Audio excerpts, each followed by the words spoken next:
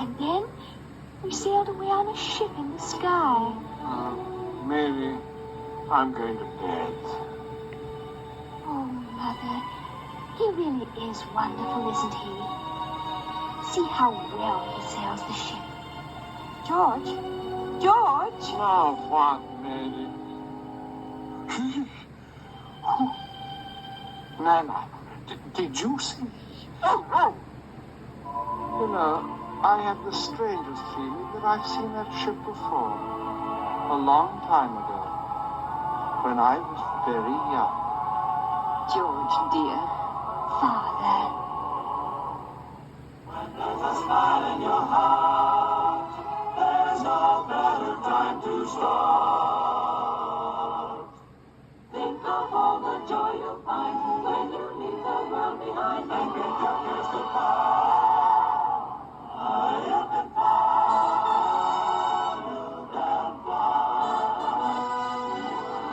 The End, a Walt Disney production.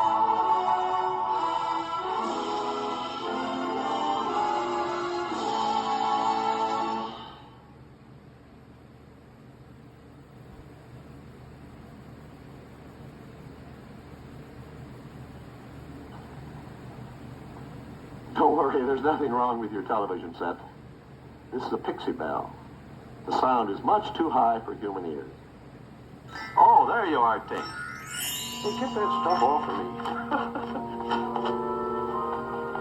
If you're familiar with the story of Peter Pan, you know that a little sprinkling of Tinkerbell's fairy dust can make you fly. Tink. Tink, wait a minute. Haven't you forgotten something? Aren't you going to take the audience along? Come on, everybody. Here we go!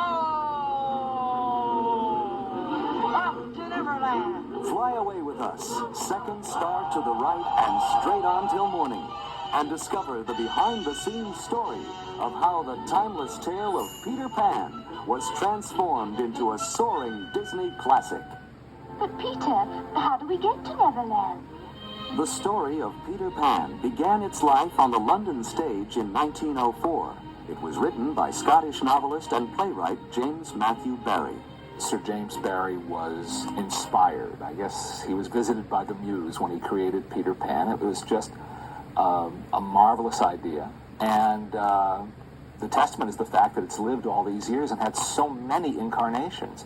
He created something that I guess will be immortal. In 1913, a touring company of Peter Pan was seen by this youngster in the small town of Marceline, Missouri. The boy was Walt Disney. He never forgot this epic of boyhood and its unique combination of fantasy and swashbuckling adventure. In 1924, Walt also saw a silent film version of Peter Pan, starring Betty Bronson as Peter. The film contained many innovations, such as a live actress playing Tinkerbell, and special effects that were the state-of-the-art for their day. The silent film, however, adhered to many of the conventions of the stage version of Peter Pan, including the stars rather obviously flying on wires, I flewed. a performer in a dog suit as Nana, and a costumed actor as the crocodile. Walt Disney's efforts to make Peter Pan as an animated feature actually began in the late 1930s during the production of Snow White and the Seven Dwarfs, in an era when Disney's filmmaking imagination was at its peak. Animation was in many ways the ideal medium for Peter Pan because it's a fantasy. Walt Disney himself noted, "The cartoon method gave us many advantages over the stagecraft of Barrie's day, which no amount of pixie dust could cure." Here, for the first time, was a medium where the imagination is limitless. Animation could do anything, and you're so free to do things, to picture things, to show people things that you couldn't do on stage. In 1939, Disney acquired the screen rights, and by early 1940, storyboards were begun. These never-before-seen watercolor illustrations by renowned British artist David Hall were part of Disney's initial work. Hall had also done extensive visual development of Alice in Wonderland for Disney in 1938. In this early version of the story, Nana traveled with Peter and the children to Neverland, as seen in these rare original story sketches.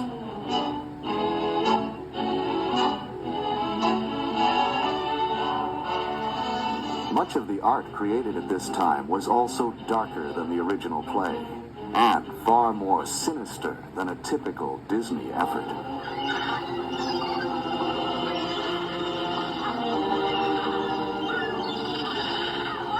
Now, my dear princess, this is my proposition. You tell me the hiding place of Peter Pan, and I shall set you free. Talk. You'd better talk, my dear. This is your last chance, Tiger Lily.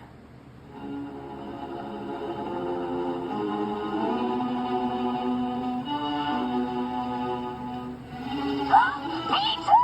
Here's your spirit.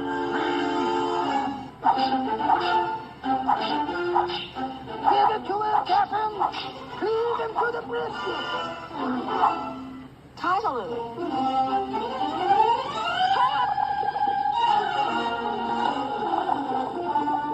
Another part of this early work was an elaborate musical number for Captain Hook's pirate crew, which was ultimately replaced by a different song, The Elegant Captain Hook. An attempt to persuade the Lost Boys to join the pirates' ranks, this earlier song, written by studio music director Frank Churchill along with Ray Kelly, is reconstructed here using a rare song demo recording, coupled with never-before-seen storyboard drawings of the original sequence. Aye, pirates, the only life for red-blooded men. If you're thinking of the future and you'd like a life of ease, if you'd like to make a fortune for your crew, if you've ever had a hanger run to sail the seven seas, then a pirate's life is just the life for you. Yo ho ho, up to Erie you must go, so you might as well make up your mind to sign. If you'd like to share a plunder, if you care for blood and thunder, simply step right up and sign a dotted line. By 1941, a basic story structure was completed. However, the onset of World War II stopped the development. After the war, Walt Disney brought Peter Pan back into development. Progress continued throughout the 1940s, including extensive concept art by renowned color stylist Mary Blair. Finally, in 1950, he said, now's the time, let's do it. And they did. The Disney version of Peter Pan has another interesting first. It's the first time a boy was shown as Peter Pan. There had been a tradition from the time of Maude Adams on the stage and right through Mary Martin and in recent years Kathy Rigby, Sandy Duncan, many others have done it, of women playing Peter Pan. But it was something that was broken, a tradition that was broken by Walt Disney by showing Peter Pan as a boy. Now, it's an animated boy, but it was really a boy's voice, and he was depicted as a boy, which is what he's supposed to be.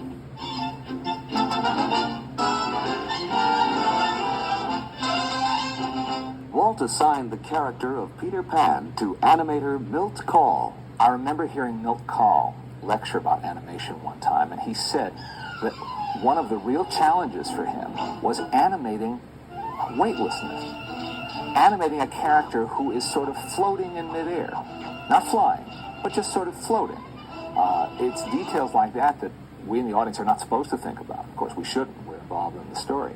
Young Bobby Driscoll was assigned to the role of Peter.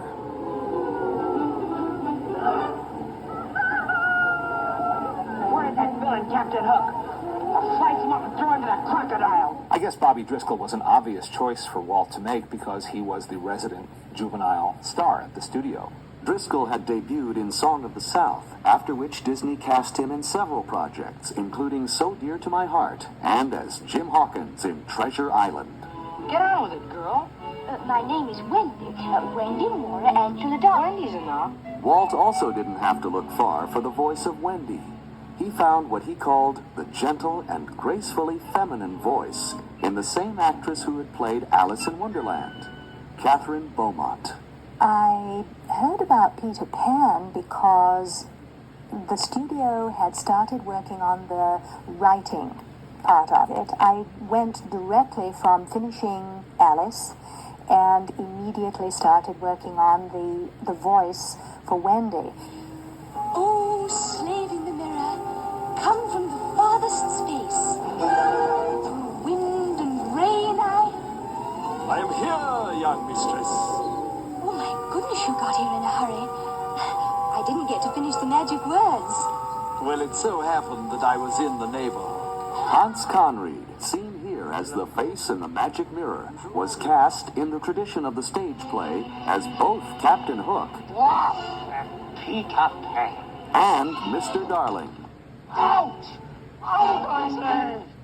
Hans Conried was inspired casting, you'd have to say, as Captain Hook. He was a consummate actor and had been one of the busiest and best radio actors throughout the 30s and 40s. So he was well schooled in how to act a part vocally. Peter Pan will be blasted out of Neverland forever. To bring the villainous Captain Hook to animated life, Walt assigned veteran animator Frank Thomas. So I was wondering who was going to get the juicy assignment of doing Captain Hook, and I heard that Walt wanted me to do it. I thought, gee, putting me on that kind of a villain, a comic thing. The story man, Ed Penner, had seen him as a foppish guy, grand manners, thought this is the way to live, midnight suppers, wine, all these gourmet connoisseur type things. While the director saw him as a tough, mean guy who'd shoot the cannon and shoot his own crew on the ship, and he was a menacing villain. He was a menacing opponent for Peter Pan. Now let me see. Where was I? Walt knew that for his version of Peter Pan, Tinkerbell would have to be developed as a fully realized character. From the late 1930s on, character sketches trace Tinkerbell's development, and each reveals the then current conception of feminine beauty. The character that I worked on was Tinkerbell, and Tinkerbell was visualized as a spot of light, which no doubt was something like a strong flashlight that moved around on the background of the stage. In our medium, you couldn't just use a spot of light. So I came up with the design that you see here. She's a pure pantomime character, which in itself I think is very interesting. That she didn't talk, but you know what she's thinking. There's been a rumor for years that she was patterned after Marilyn Monroe. It's the kind of likable story people will repeat because it sounds good, but it doesn't really wash because she was not a star yet. She was not a superstar or a pop culture icon. She was in Hollywood, but the designers and animators at Disney wouldn't have known who she was. I was Tinkerbell. I got this call to come over to Disney to do this audition. And they said, we want her to step on a mirror, a hand mirror that's on a dresser, look down, preen herself, and then suddenly see her hips and be very uncomfortable with the size of them. So I did. I said, certainly. And I stepped on and I looked down and I saw my hips and I measured them. I stamped my foot and marched away. And they said, would it be convenient for you to come next Tuesday? So they knew that I had the imagination that they needed. The use of Margaret Carey as a live model for Tinkerbell was only part of the considerable reference used by Disney animators to bring Peter Pan to the screen. The second part of my performance after the recording was done was what was really making the film, although in this situation it wasn't a film the audience saw. It was only for the animators, and it basically was done so that the animator could watch the action taking place. The audience always got confused when we talked about live action help. We'd say, well, an artist needs a model. You gotta have something to guide you. But it's also very helpful in little ways of a guy turning looking back over his shoulder, how far do you turn his head? And you find if you got the real person to do it, this other arm here would come out as a turn, or something would come up to his chin, or some little thing you hadn't thought of. And very often that would make the scene come alive. A codfish on a hook. I'll get you for this plan. If it's the last thing I do.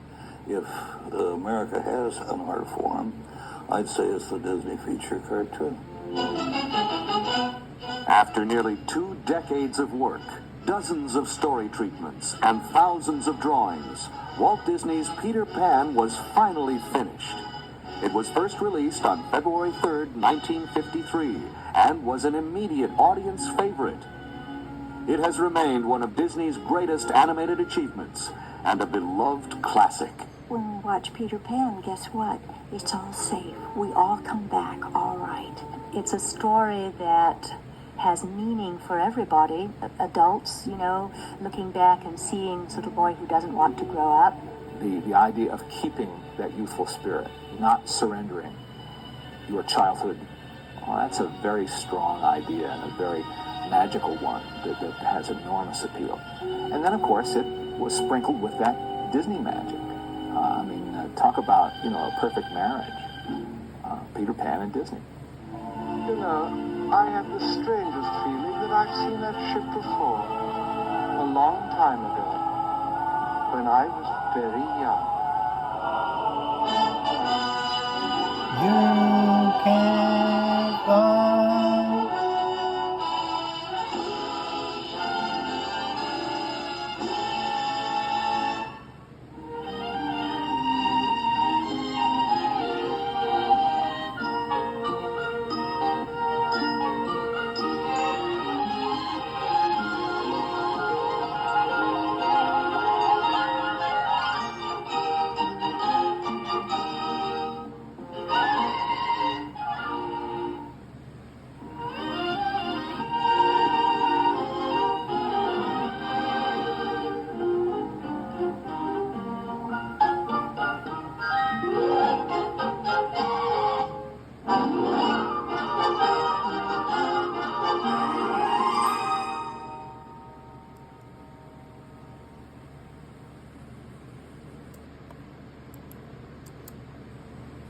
Coming soon to theaters.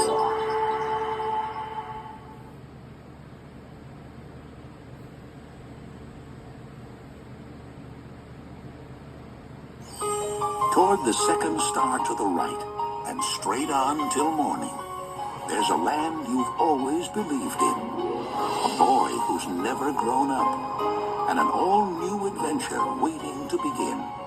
Walt Disney Pictures presents Peter Pan in Return to Neverland. Punish me! I'm not Wendy. I'm her daughter, Jane. Cast off, you mangy dog! I've got a little surprise for you, Peter Pan. For me? Ow! Peter Pan? Tinkerbell? My guess is I'm dreaming. If you're Wendy's daughter, you're gonna love it here. Coming only to theaters, the one and only Peter Pan is back. With new characters. Save me! And new music. In an all-new adventure filled with Disney magic. I proclaim you, Jane, a lost boy. A lost girl. How will I ever get back home? The only way out of here is to fly. I've got to try. Walt Disney Pictures presents I'll always believe in you, Peter Pan. Peter Pan in Return to Neverland. Okay, Pink, let her have it. An all-new adventure coming only to theaters February 2002.